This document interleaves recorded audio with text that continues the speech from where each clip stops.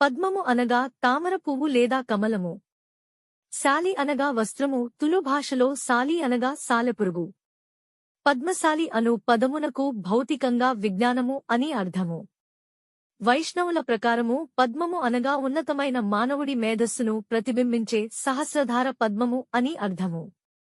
శైవుల ప్రకారము మానవాళి యొక్క నగ్నత్వానికి వస్త్రాలు ధరింపచేయాలనే ఉద్దేశంతో శివుడు మార్కండేయుని యాగాన్ని నిర్వహించమని చెప్పాడు.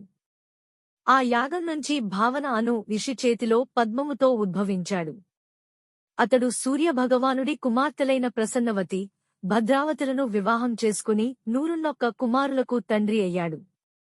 ఆ కుమారులు పద్మము యొక్క నారతో వస్త్రాలను తయారుచేసే వృత్తిని ఎన్నుకుని పద్మశాలీల 101 గోత్రాలకు గోత్ర పురుషులయ్యారు. పురాణాల ప్రకారం తిరుపతిలోని మంగాపురంలో ఉన్న పద్మావతి అమ్మవారు తిరుపతి వెంకటేశ్వరుని భార్య, తాను పద్మశాలి కుమార్తెగా చెప్పుకున్నది. దీని ప్రకారంగా పద్మశాలి అను కులం ఏర్పడిందని చెప్పవచ్చు.